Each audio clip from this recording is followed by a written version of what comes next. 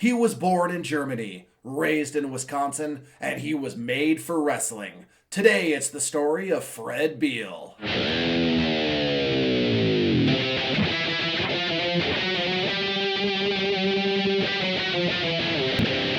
You did it! You found us on the internet. Maybe you found a device somewhere thousands of years in the future. This recording is the last known thing of humanity. You are an alien, you are an ape person, you wonder what ancient times on Earth were all about, and frankly, this is not the window to understand that, but here we are. What am I talking about? What's happening? Who am I? My name is Nick Gossert. I am a wrestling promoter. I am a wrestling booker, occasionally a ring announcer, but more importantly for today, I am a pro wrestling historian, and I am here with my co-host. It's Heidi Howitzer. How the heck are you? Oh, wow. If you and I are the things that get put in and or survive the time capsule, uh that's horrifying, honestly. And clearly a great window into the past for our future. Jesus. Imagine how weird it would be there that 10,000 years from now, the ape people that have conquered the earth, evolved from man, if you will, find this recording, and the only window to this time is us looking back 100 years onto another time. Yeah, and what if they only get parts like 4 through 7 of Cora Livingston? Well, I feel like that would still be delightful. Fair. Well, we are back with another heaping helping of sports edutainment, and we are going to be looking back at the Pioneer era. It's an era I can never fully escape, nor do I ever wish to, because there are so many deep, rich stories, crazy characters, cardy scams, weird schemes, and adventures that cannot be replicated in our modern era. Speak for yourself. Fred Beell is a character who pops up regularly in the stories about Tom Jenkins, about Frank Gotch, and he's always one of those fascinating background characters. And he did have like a really important run at a certain point, but I just don't ever see like a big deep dive into his career. If you look at his cage match stats, it's only like 20 matches, it's not even a full page despite the guy wrestling for 20 plus years. Not necessarily jam packed top to bottom, but he had a very long career, a very important career, and I'm excited to kind of dive in and tell his full story, or at least the fullest story I can possibly put together. Sweet. And in typical me fashion, guys, you know what I know about Beal? Practically jack shit. So this will be a very exciting adventure for all of us. Yep, so everybody gets to strap in and hear a crazy story, and it's a story I'm putting together as best as I possibly can. That is the fun of being a historian is you may listen to this and say, "Oh, well I saw this YouTube video talking about that era and they said this about him. Oh, well I also heard this story while reading an interview with somebody who once met Strangler Lewis." You know, the overlap of wrestling lore is as strange as wrestling itself. What I've done is I go back and I go to the source material, which is the newspapers, which is documentations in their home states, records of matches that I can find and that I can confirm. And even then, you don't always get the full story because half the time when somebody's covering wrestling, back in those days, they weren't there. They're getting it secondhand from 2 states over via telegraph, carrier pigeon, wagon wheel, however the heck they did it. And they're compiling the story. Delivery goose. Yeah, delivery goose. Yeah, the old delivery goose. It's like a fucking armored vehicle for your mail. That actually, let's get at that time machine we keep talking about. We're going to go back to the 1800s. We're going to have a delivery goose service, I think is the way to put it. We will invest that money wisely, and when we return to our own time, we will be trillionaires. Ah, yes, that's right, folks. You heard it here. If you don't hear the facts on pro wrestling history nerds and you hear them somewhere else, they're fucking wrong. But the moral of the story is I'm building the best big picture story of our subject that I possibly can with the source material because he was very well documented because he was a regional star in Wisconsin. It was from a small town, so everybody knew everybody, so he was a local celebrity before he became a national celebrity. So the documentation is very good. Are there things missing? Of course there are. Why wouldn't there be? But we will have a lot of stories to tell that connect very easily, very clearly, and I'm excited to tell this tale. I'm excited to hear the tale and occasionally chime in. And before we jump into it, I just want to thank our research donation givers, donators, donors. There's a word for it. I am not good with words despite all the talking that I do.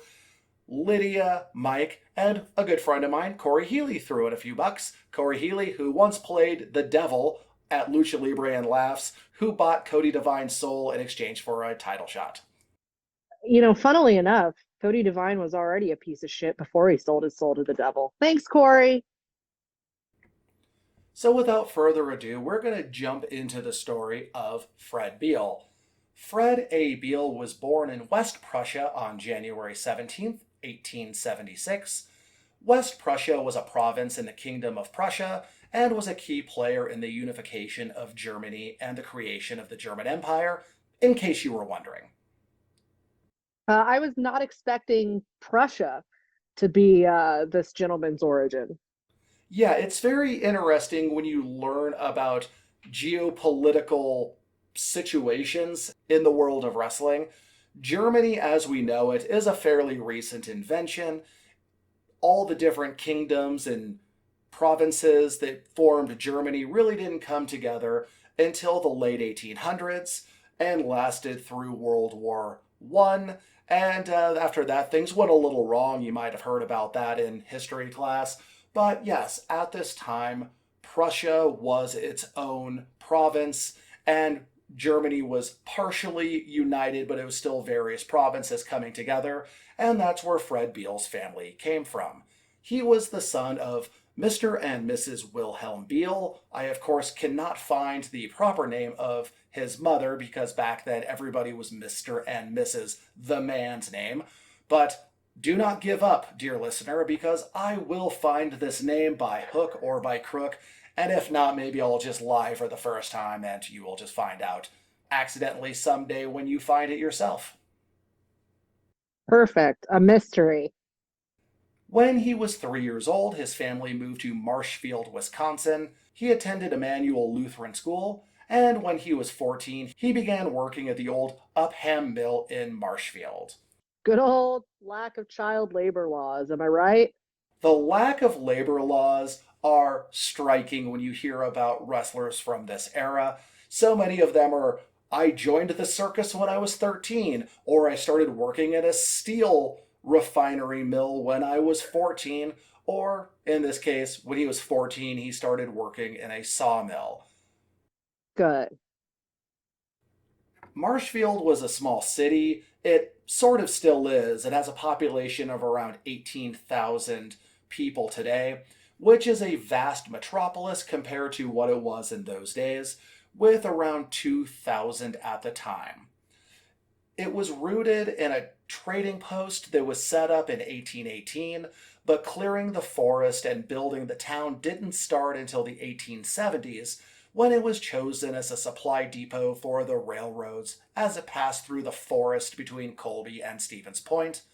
And if that doesn't sound like the setting for some sort of folk horror or western adventure tale, I don't know what does. It really does.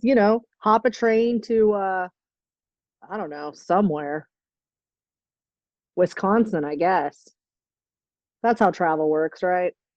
It's really shocking when you find out just how much the exploration and settlement of the West involved the Midwest after the Civil War, because Wisconsin at this time was primarily just a giant forest full of trappers, traders, and weirdos.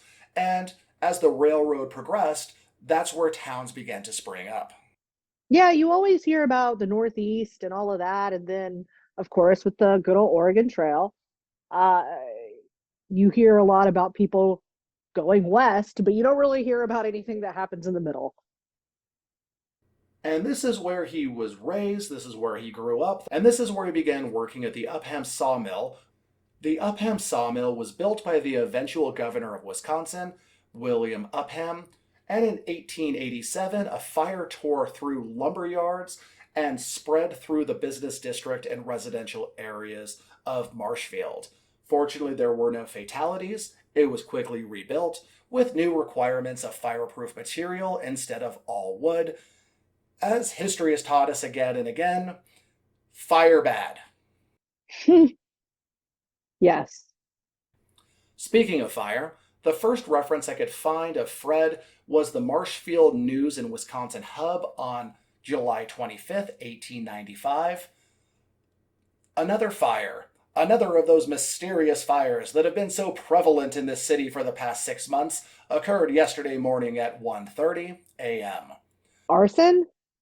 I 100% assume because when they say, oh boy, what are those fires that seem so prevalent these days? Fires plaguing our small town. Yeah, it's like there's an outbreak of fires, like a plague of fire. Fire season. Yeah, yeah, exactly. A house was discovered to be on fire by the neighboring Beell family. Quote, but before Fred Beell could get over there, the fire rapidly gained a hold on the building. The house was completely gutted. Way to not save the day there, Fred. Yeah, what the fuck, Fred? How old was Fred at this time? Wow, wait, you're gonna make me do math? Yeah, could you? Guys, if anyone was wondering, one thing I really regret when we do this show, and I'll never change it, I will never do this differently, is I always think to myself, man, I should take a piece of paper and write down the dates as Nick says them so I can follow the timeline of what's actually happening. But you know what I never do? That. And to answer your question, 19 years old. Thank you. Yes, how dare he not save the day? He is a legal adult. Although I guess like 12 is a legal adult in the 1800s. Yeah, by 19, I feel like that's like being 45 to 50 today. Yeah, yeah, exactly. You are a grown-ass man. And nearly every bit of information you're going to hear for a little while comes from the Marshfield News and Wisconsin Hub. I'll probably just keep calling it the News and Hub to keep it simple. It was all very much centered on Marshfield and the surrounding towns. So, from the same paper, February 20th, 1896, claimed that Fred was part of a tumbling act at the military ball the previous Friday, Oh, and the performance was described as especially fine. ooh, especially fine. White, White the entertainer. Imagine how condescending that would be. Imagine walking backstage and asking the promoter, how did you like my match? And they said, it was especially fine. You I feel like that would be know devastating. what? I expect nothing less from you at the next Triple L. May 25th and 26th, folks. The April 30th, 1896 News and Hub covered the arrangement of a wrestling match between Beell and Otis Patterson of Unity. Quote, we are informed that quite a purse will be put up. Beell will have lots of backers here. Because keep in mind, in this time, everything was gambling based and gambling driven. So it was really a matter of things were arranged and made financially viable by how many people were willing to put up money as a side bet and the quality of those side bets to begin with. A lot of times a match would be, hey, it's $100 a side, which means that the wrestlers either have to put up 100 out of pocket or find backers to put up $100 as a side bet, and then the winner gets that combined pot plus a split That's of the. substantial money, guys. Oh, absolutely. So back in those days, that is a lot of money, and a lot of times newer wrestlers did not have that kind of money. So you would need rich friends who believed in you, or a drunken Yahoo with a trust fund, whatever you could find, whatever fits into your schedule. Whatever you can drum up.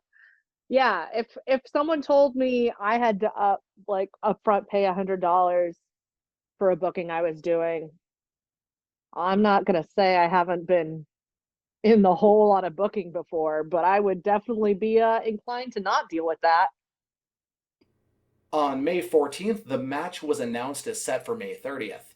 Patterson claimed that he had never been thrown before. Quote, The management promises that this will be no hippodrome, but that the best man must win. Both men are now training hard for this event. An admission of 50 cents will be charged to see the match.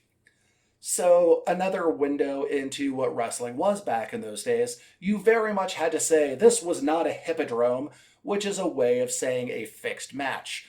People always say, hey, I remember when wrestling was real. Bullshit, no, you don't.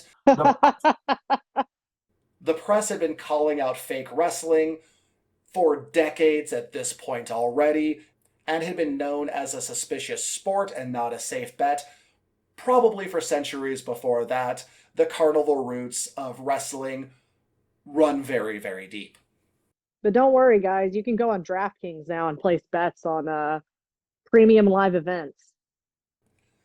And the other window into the day is the training, because this was not the territory days or modern times where you'd be Monday in this place, Wednesday on this place, Thursday and Friday in this place, Sunday the next place.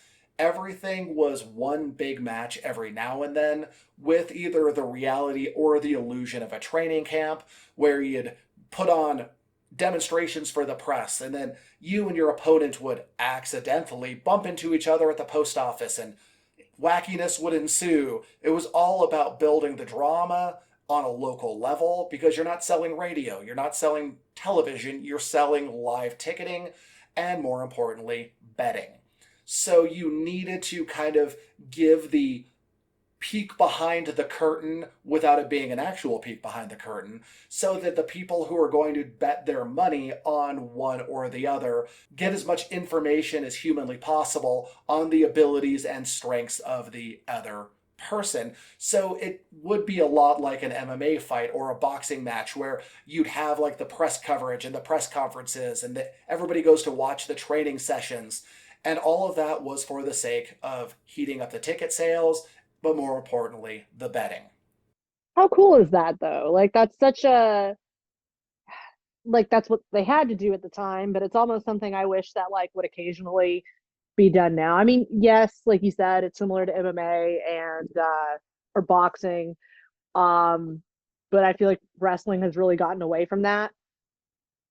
Well, wrestling got away from the presentation of that for a couple of reasons. One is because, for very serious legal reasons, they had to move wrestling culture away from betting after the Black Sox World Series scandal, because at that point, the betting culture of most sports was now seen as a hot button issue when it was not a legitimate outcome. So athletic commissions started becoming very important, very powerful, and the entire reality of pro wrestling in the 20s would have been completely unraveled if the athletic commission started pressing them too hard.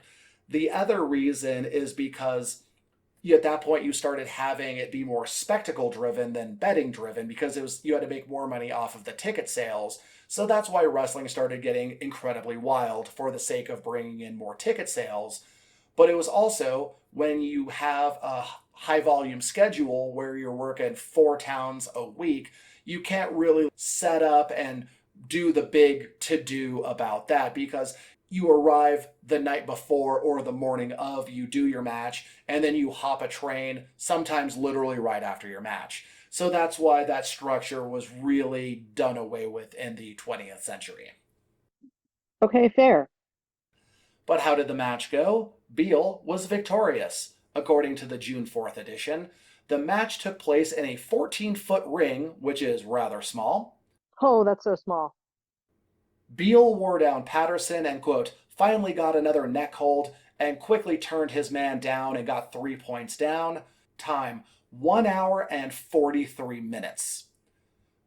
And that was the first fall. This was a Jesus, seriously?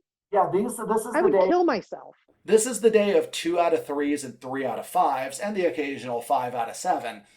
But 1 hour and 43 minutes for the first fall, and Patterson would not enter the ring again and gave up the match. And frankly, I don't blame him. Yeah, I would have done the exact same thing. That is called a smart man. And then you have the question, was this a shoot or a work? Because it is entirely possible that You would wrestle a man for 1 hour and 43 minutes, and the other guy would be so tired that he would say, "Fuck that noise, I'm out." Doing it this way makes Beell look very strong without completely deflating Patterson. So Beell wins one very long fall, he wins the match, and Patterson, he lost, but he didn't lose two, he didn't lose three. He put on a valiant 1 hour, 43-minute struggle and gave up that first fall, but he just didn't have anything in the tank. So he lost, but he didn't lose completely, if that makes sense. So Yeah, yeah, it's still a valiant effort. Like anyone would be doing great to survive that long in a wrestling ring. So, yeah, I mean, that's a great booking strategy, honestly. And later in the article, quote, Beell is a promising young athlete, and his backers are now anxious to put him against some good wrestler, so that he may learn more of the points of scientific wrestling.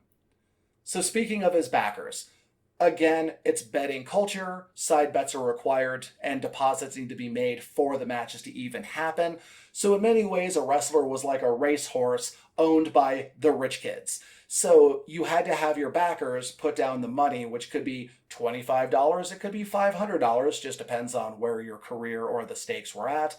And again, because it's betting, and you weren't going to put your own money down because it's almost always a goddamn swindle, you would make sure you had rich idiots going town to town with you, putting down the side bet and then making their own bets on top of that. Makes sense. On Thursday, July 23rd, 1896, News and Hub reporting that Beell had been challenged by a wrestler, quote, who, it is claimed, has more than ordinary ability, which would be like the weirdest superhero slogan imaginable. More than ordinary. Yeah, do they have superpowers or something? Whoa, whoa, whoa. They have more than ordinary ability. They have powers. Also in the same edition, it was reported that Beell, along with two of his fellow militia company, the National Guard equivalent, not that kind of militia, went shooting, and one of his companions shot the other in the head, who was rushed to the hospital where doctors removed bone fragments from his head, and everybody thought that the man had died. The oops. fuck? Whoopsie doodles. Everybody has whoopsie doodles. Ah, The News and Hub on September 10th, 1896, quote, Fred Beell, Marshfield strong boy, will meet in the ring on Saturday night, September 12th, Pat McHugh, the champion wrestler of northern Wisconsin. 50 cents admission. And yes, the world was a much bigger place back in these days, but it seems so weirdly specific to be the champion of northern Wisconsin. regional superstar. News and Hub, September 17th, 1896. Quote, Beell does it very easily. McHugh no match for him. Downs his man in two straight bouts of 12 and 8 minutes. Talk of putting Beell under tutorship of the great Evan Lewis. Quote, McHugh took his defeat in a becoming spirit, saying as he stood in the ring to those who pressed him about him that, quote, from what experience he has had, he, meaning Beell, would make his mark someday.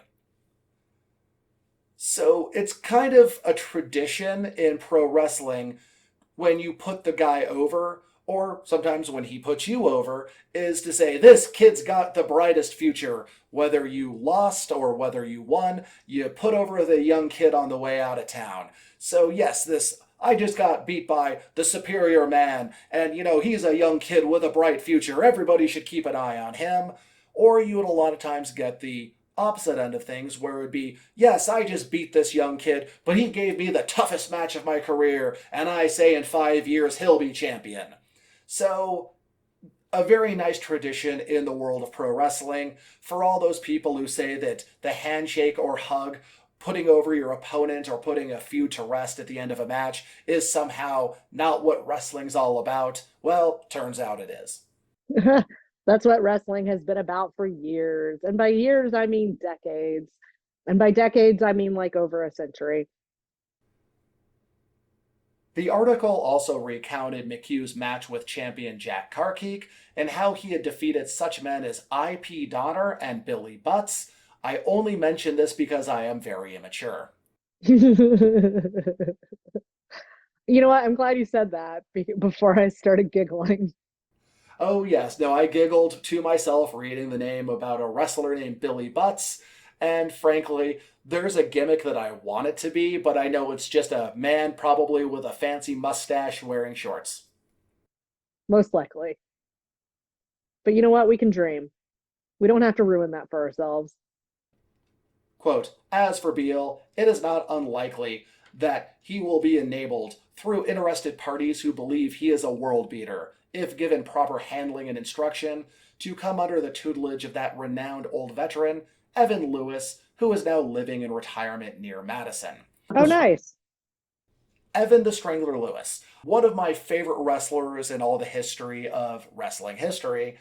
A vicious man, a technically sound man, a world champion, a man whose biography continues to enthrall me. I think it was the third and fourth episode of this show ever about him. Take it with a grain of salt if you go back and listen to it, because it was not the best researched thing I ever did. I more or less read two books. I took those authors' opinions and research at face value, and I kind of went from there. But there's a lot of things that I found out were incorrect, things that I would have expanded upon, and that's why you see him pop up as a main character in the Sorikichi Matsuda story, in Carnival stories, in the Parson Davies story, and again right here. The man was fascinating. The Stranglehold was named after him. Ed Lewis named himself after, obviously, Strangler Lewis. A key player in the evolvement of pro wrestling and the transition of pro wrestling from Greco-Roman to catch as catch can. On September 24th, 1896, the News and Hub reported that Beale is among the prospects to, quote, risk life and limb in the scramble over the pigskin for a possible new football team in Marshfield. Yes, you read it right. Marshfield was finally, possibly, maybe going to get a football team. So that was big news for a small town. Always big news for a small town. Not much has changed in that regard. On December 24th, 1896, News and Hub, Beale accepted a rematch with Otis Patterson, catch as catch can rules, 2 out of 3 falls, $50 a side, with a gate split of 60 to 40%. Though in accepting, Beale said that the gate should be 75-25. Again, you're doing gate splits over guarantees because this is just people putting a ring up or putting down carpet on an opera house stage. This wasn't wrestling promoting as we know it today, where it's promotion driven, as opposed to it would either be the wrestlers doing the business themselves or having a manager who handles all of this. There were really no such things as wrestling promoters as we know them today back then. The match took place on January 30th, 1897. I'll assume Beale won, but I found nothing in the news about it. Again, the dead spots in the media. There was a lot going on in the world. Maybe the sports page just wasn't scanned from that specific day. But when I was reading about him later, there was no reference to him having lost a match, which I feel the locals would have pointed out. So, kind of going on the absence of evidence, but the existence of context, I'm going to assume he won the match. The News and Hub on February 11th, 1897, a short piece about the effort to get Evan Lewis to visit and give a wrestling exhibition with Beale. Evan Lewis, a Wisconsin boy, moved back home after his insane win-loss disqualification mayhem against the Terrible Turk, Yusuf Ismail. Again, there is an entire standalone episode about the Terrible Turk. Check it out. You get to learn all about that match. He had kind of been retired for a bit after that, moved back to Wisconsin where he was digging around. But if there's one truth in the pro wrestling business, it's that nobody ever is 100% retired. No one retires. You just try. From the News and Hub on February 25th, 1897, Strangler versus Strongboy. Beale pluckily faces Lewis, but the big champion takes 3 straight falls and shows the wonderful strength he possessed. The match took place in a 12-foot ring. How tiny is a 12-foot ring? And if you're not just That saying, is that is the same size ring, guys, that I've done a handful of midget wrestling shows, and that is the same size ring they use. There is no running the ropes. There is no, like, it is large enough to, like, I guess lay down in the ring and do some stuff, but like if you stretch out a limb, you're touching the ropes. yeah, rope breaks are real easy in a 12-foot ring. I've refereed in one once, and I'm pretty sure if I kind of stretched out to the tips of my finger and then stretched out the opposite leg, I could go side to side pretty easily. Yes, yes, really small guys. The smallest ring you'll typically see, even at like an indie show or something, would be a 16 by 16. And even that isn't super common. Normally, what you're seeing is an 18 by 18, or in the big leagues, you're looking at a 20 by 20. So, just for some comparison, guys, 12 by 12 is very small. And granted, people were smaller back then, but even for the day, that's still very small. The paper claimed that Lewis was in tremendous shape, versus the man who very recently was called, quote, fat as a prize pig by the Omaha Daily Bee. The Daily Bee, one of the snarkiest papers the country had ever seen at that point. Jesus. And I thought body shaming was bad on Twitter. Oh boy, nope. Who knew? Lewis ended the first fall with a pin in 5 minutes, quote, during which he had not received the gentlest of treatment. After the 10-minute intermission, they went back at it. Quote, Lewis was able to secure almost any hold he desired, and though the extreme agility and suppleness of Beell saved him in a number of cases, he was totally unable to do anything, even when the opportunity offered. Along the You line, know, while supple is a good word, I don't necessarily need suppleness used in my wrestling descriptions. yeah, there's some old-timey words that definitely have gained different connotation in our modern age. Yeah, bodice ripper, great. Wrestling reporting, no thank you. Yeah, the one that I always find, which makes me cringe/giggle, is when they say he was greatly aroused during his match. If you aren't, then do you even like wrestling? But the second fall closed, as before, in 5 minutes, with Lewis pinning Beell. This was a 3 out of 5 match, which, goodness gracious, could that get exhausting. The third, though of longer duration, was of the same result, and at the end of 10 minutes, referee Jack Carkeek straightened up and announced, quote, the third fall in the match to Evan Lewis. Carkeek announced to the crowd that, quote, Mr. Lewis desired to say that he has found Mr. Beell as good a man for his inches as any with whom he had ever wrestled, and stated that Beell had all the physical gifts, but just needed to learn technique, and now we can giggle at the term, a good a man for his inches. Thank you. Don't worry, guys. I was already smothering them. It was happening.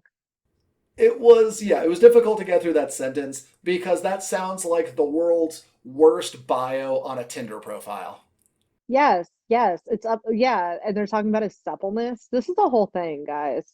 This is like you know, early century erotica. But once again, the winner, the champion, the more experienced star, puts over the younger wrestler saying, like, yes, I whooped his ass, but this man has all the athletic gifts. He just needs to learn the actual art of wrestling. From the News and Hub, May 24th, 1897, Beell has been challenged by D.A. McMillan of Minneapolis, having been impressed by his match against Lewis, who also has beaten McMillan in the past. McMillan was another legend of the day, so this was a big honor for Beell. And again, in the late 1800s, think about what a good match against a big star does for your profile. Because now you have a big star in Minneapolis going, oh, I hear this kid in Wisconsin is worth wrestling. I would love to do so with that man. Oh, it's huge. I mean, in any day and time.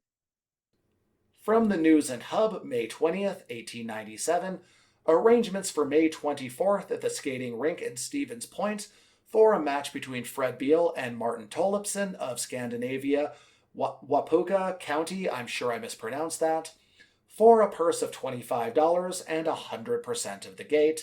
2 out of 3 falls, catch as catch can rules. And this could very well be the argument for not having wrestling promoters and doing all the work yourself because you get to keep all the money. Yeah, what an odd. I heard that and I was like, surely that's not right. But yeah, here we are. What is your incentive as the promoter at that point? Well, there really weren't promoters. It was all the bettors putting things together because these are the days where you didn't need to rent a venue. It was just, hey, we're going to have a wrestling match at the ballpark. And Okay. the betting is where the money came in. All right. I hope other listeners had that question too. I mean, totally know what I'm talking about. Yep, the only downside of the pre-promoter days is you didn't have somebody saying, "Sorry, brother, the house was light." House is light, yeah. Who would give you your hot dog and your handshake if you didn't have the promoter? It's the real question. The Stevens Point Journal on May 25th reviewed the match. It was set for 8:30 p.m., but didn't get underway until 9:30, which is not shocking to anyone who has ever attended an indie wrestling show. That sounds about right. Beal's cornerman asked the crowd to choose a referee. That's right, back in these days, it was legitimately like, who knows the rules of wrestling? Those 3 guys? Hey, everybody, which of these 3 guys should be the referee? Like, that was the way to Oof. keep it impartial. I feel like some promotions still operate under that rule. The fans get on the wrong side of the guardrail in more ways than one. At one point, Beal was in trouble and secured a stranglehold on Tollefsen, who climbed off the mat, and the match was halted by the referee for a reset. Tollefsen could barely catch his breath and get to his feet, but he managed to return to original position. Tollefsen couldn't improve his position and signaled defeat to the ref, time 56 minutes. What the fuck, man? So again, when you don't have a ring and somebody would crawl out of bounds, it was a lot like how Pride MMA was or how actual wrestling is, where we're just going to drag you back to the middle and reset you in position and say go. And Tollefsen could barely get to his feet, lays back down, has Beal on top of him, strangling the shit out of him apparently. And it was just like, dude, nope, I need a nap. Let's call it. So he gave up at the 56-minute mark. Man, I'm just gonna say I think Beal's cardio has to be out of control at this point. Like, can we just recognize that? Oh, 100%. The cardio these guys had to have back in these days was astonishing because you would legitimately have 3 to 4 hour matches sometimes. I get blown up in a 10 to 12. I can verify that. Hey, fuck you. After the 10-minute rest period, Beal went out aggressively for the second fall and secured a stranglehold, and Tollefsen gave up at 4 minutes and 30 seconds. The stranglehold is defined several different ways. A lot of times it's like the guillotine, sometimes it's a rear naked choke, sometimes it's just your basic 2 hands around the throat, old-timey The murder. goozle. Yeah, just like a villain in a Bugs Bunny cartoon. Homer on Bart violence. Perfect. New finisher. The News and Hub on September 2nd, 1897, Fred Beell receives an offer to wrestle Reinhold Schott of Watertown, Wisconsin, champion middleweight catch-as-catch-can of the Northwest. From the News and Hub on September 23rd, 1897, Beell and Beaver to meet, and whoo boy is it hard not to make a joke about that, let alone, if I use the word hard and the beating the beaver, let's just kind of forget this whole thing just happened. Oh, woof. I never make bad jokes, so Fred Beell was set to wrestle Tom Beaver of Linden at the new Opera House. Sorry. Oh, Tom Beaver is a great name. You should wrestle Billy Butts. Fuck. You know what? I bet it happened. And in my head, historically, that exists. And that was at the new Opera House on Friday, October 1st. The match is for $25 and the gate. Reinhold Schott sent a letter to the News and Hub that was published on September 30th, claiming that he will attend the match and challenge the winner, quote, for any amount of money they wanted to wrestle for. Man and money ready. Man and money ready is a great line. The man and money is ready. From the News and Hub on October 7th, Beaver was no good. We are not Making headlines. That bad, huh? Also sounds like a terrible review on a Tinder profile. Fell over when Beell touched him. Nice exhibition with Schott. Quote, the parties who told Tom Beaver from Linden that he could wrestle ought to be prosecuted. Wow! He had been paraded as being a man of some science, but it is doubtful if anyone with so little science ever heretofore had the temerity to step upon the carpet for a match. Hey, guys, listeners, I will Venmo you $10 if you go onto my cage match and rate me with that exact review, just replacing Beaver's Beaver's name with Heidi Howitzer. Okay? $10. But yeah, what a criticism, saying that anyone who told him he could wrestle ought to be prosecuted. Brutal. And it gets better. Quote, almost anyone in the audience would have been willing to wager that any boy in the crowd could have made a better showing. Beell defeated him in less than a minute. Holy shit. Quote, the match was such a farce that the crowd wanted their money back, and certainly no one could blame them. It was finally arranged to have Beell and Schott give an exhibition. Quote, he had not come prepared to wrestle that evening, but in order to give the audience a show for their money, he finally consented to an exhibition of 2 bouts. The 2 men split the 2 falls, clearly a plan to set up a proper match in the near future.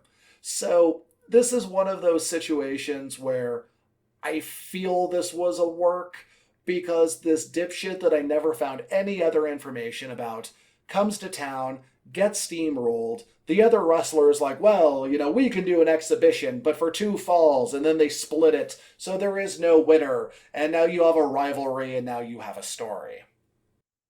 And Tom Beaver. He just beat that Beaver silly. Less than a minute? Ooh. Yeah, that part's not much to brag about.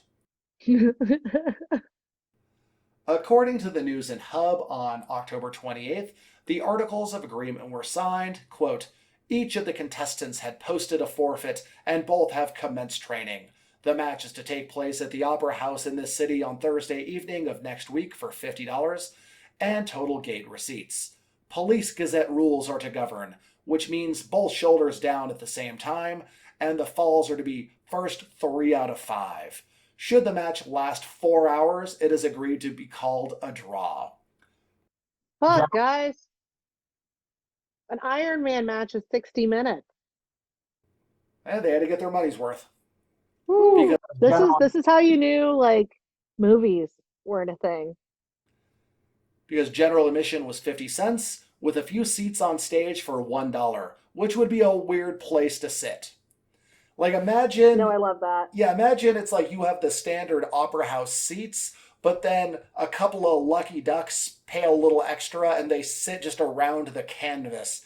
So, basically the exact Triple L setup if there were bands on the stage? Pretty much. That's weird. And also want to talk about Articles of Agreement.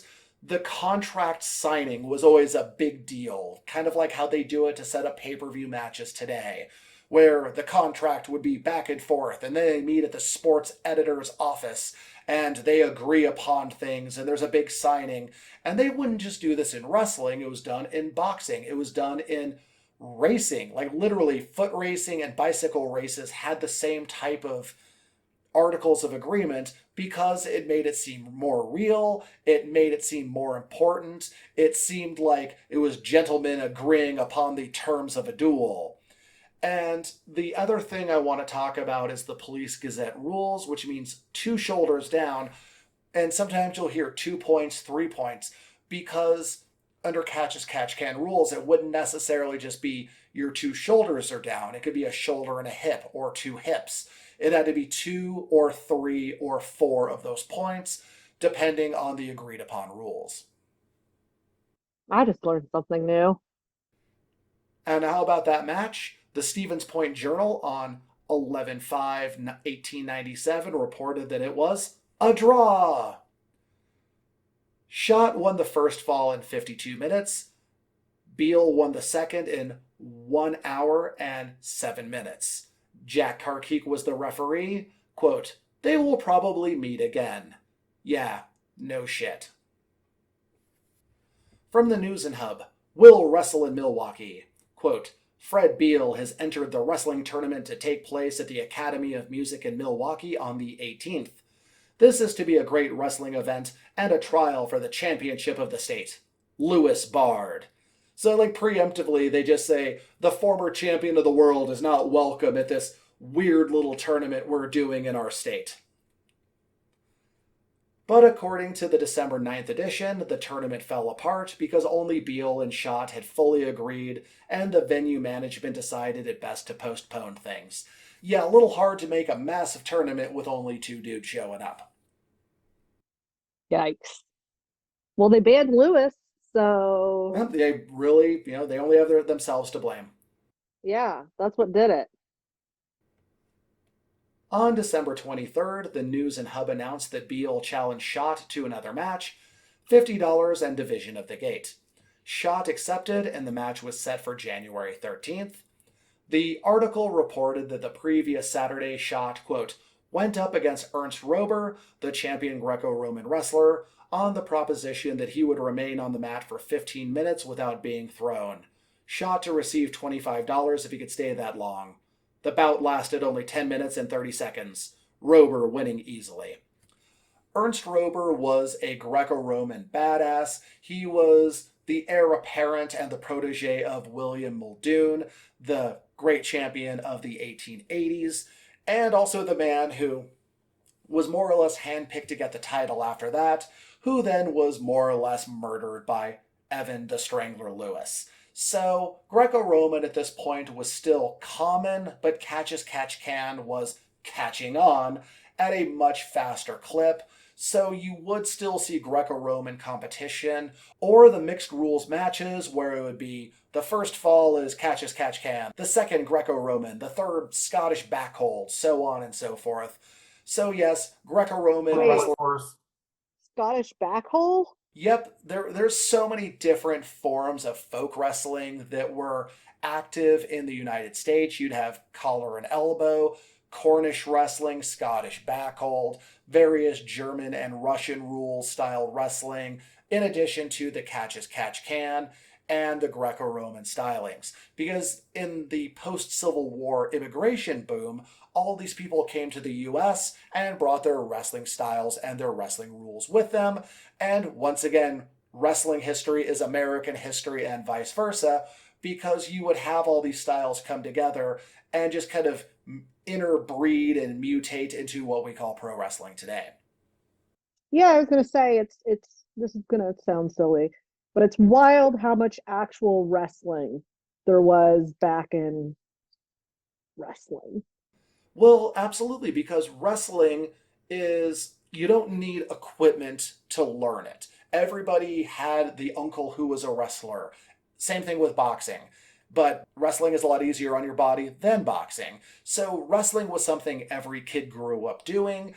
There were, at the county fairs, everybody would be competing in wrestling, at the harvest festivals, all of these things. Wrestling was a big part of every single culture. So yeah, you would have these different rule groups coming to the US and in their own immigration cultures competing under those rules, but then you start having them cross-contaminate. So a man would be good at English catch as catch can, but also would put on the jacket and compete in Irish collar and elbow. So it made wrestling a much more varied sport and spectacle for the ticket buyer and the bettor. It also gave great excuses for losing when you'd say, hey, we're going to have the Scottish backhold champion against the Cornish champion. And then you would have the excuse when it'd be mixed rules that, oh, well, of course he lost the collar and elbow style, or he lost the catch as catch can style, because those aren't his rules. So he was very brave just to compete in them. Look, I gotta say, anything you said after Scottish backhole, I didn't hear because it's still fucking funny to me. December 30th News and Hub, Jack Karkik was in the city to go rabbit shooting with Fred Beell. The social pages were such a weird thing.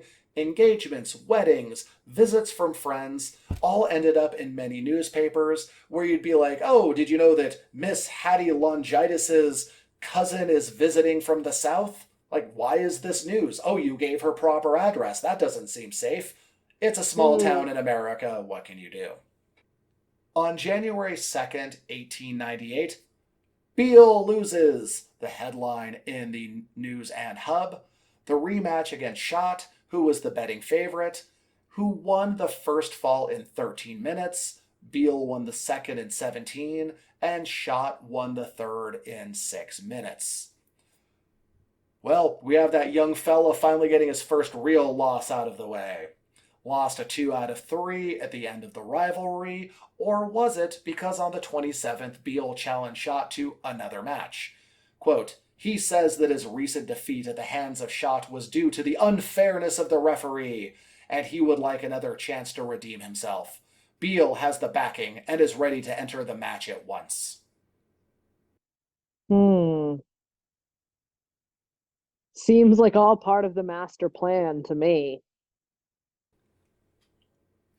From the News and Hub on February 10th, 1898, Fred Beell was out hunting foxes when he came face to face with a timber wolf. Fred received a bounty from the county and the state, quote, $10 made pretty easily. This is the first wolf seen near this city in years. I understand it was a different time and a different place and the livestock and the rural lifestyle, but boo to shooting wolves just because they exist. I agree. But I do have to also say, not only was Beal an accomplished wrestler, but this fucker was out there taking out wolves too. What a terrifying specimen. Absolutely. The News and Hub on February 17th, 1898, reported that Beell was, quote, gaining quite a reputation as a slayer of wild animals, having shot a wildcat as well as the wolf with his friend Rudolph Fulweiler. Quote, they expect to slay wolves, wild pussies, and other beasts of prey. And yes, I included this story just so I could say that out loud. It's a great episode, guys. We're very mature. We're very mature. The News and Hub on March 3rd, 1898, Wisdom Euler of Oshkosh has not yet accepted Fred Beell's offer to put up some money if he wants to wrestle. Wisdom only wanted a chance to get a division of the gate money. So, yeah, it's something where he didn't want to have to get backers. He didn't want to put up a side bet. He just wanted to come in and wrestle for the gate. And that's the old-timey equivalent of a wrestler who didn't bother sharing the flyer on social media. Oh, fuck you, guy. The News and Hub on March 10th, 1898, claiming the Milwaukee tournament is back on, with Beell versus Schott being the leading attraction. Apparently, they've now got a great rivalry going that's setting all of Wisconsin on fire. Not literally, even though that seems to be a problem there. The News and Hub on April 7th, 1898, claimed the match was arranged. Beell and Schott agreed to wrestle at Stevens Point on Saturday, April 23rd for $50, 100% of the gate receipts, and the title of champion. The match was reviewed by the News and Hub on April 28th. Beell the victor. The match was announced as for the champion wrestler of the Northwest. The match took place at the Rink Opera House, starting at 9 p.m. The referee was fantastically named J. McCorkindale. Heck of a name. Great name. The first fall was won by Schott in 10 minutes with a half Nelson and crotch hold. Beell won the second in 4 minutes, and Schott ran out of gas in the third, or as the paper put it, quote, Fred soon had him pumping hard, and a half Nelson and leg hold at the 7 minute mark closed out the match. And once again, I wanted to make sure to get that quote in there because deep inside, I am 10 years old. Man, this episode has just been hit after hit, honestly. The article then went on to recount Beale's short career and how, at the age of 21, he has all the potential in the world, and that, quote, Ed Hamblin of Rhinelander has challenged Fred for a match, and if the war doesn't call Beale to the front, the match will be contested sometime in May. This was also the first time I found a photo of Beale in a newspaper, so his first promo pic making the rounds. Oh, yeah. And you might be thinking, war? What war? Well, of course, the Spanish-American War was just about to break out. Hostility was in the air. The war drum was being beaten upon. But guess what? That's a story we're going to have to save for next time because we are now out of time. This is going to be another deep dive. This is another long series because I cannot say no to long biographies. We had a couple of short ones, but I wanted to sink my teeth into a wild and crazy story, and Beale 100% qualifies. So how are It's you time, guys. It's time. Been too long. How are you liking the story of Fred Beale so far? I'm loving it, but I do have to say I'm loving it more because of all of the fucking ridiculous quotes and names in this one. Yeah, fortunately, we are very childish, we are very immature, and old-timey articles are just gushing with things that Right. don't mean the same thing that they do today, and we get to giggle at them. Gushing. So next time we will pick up in 1898 on the doorstep of the Spanish-American War. What will this mean for Fred Beale? What will it mean for his career? What will it mean for Marshfield? What will it mean for America? Well, we'll talk about it then. But in the meantime, make sure you follow us on social media. Follow the show, follow us individually. We occasionally post fun things that are worth looking at. I like to think so anyway. And we'll be back in 2 weeks with the second part of the Fred Beale story. But for now, you take care of yourself, drink lots of water, tell your loved ones that you think they're okay. And for Heidi Howitzer, I'm Nick Gossert. We'll talk to you then.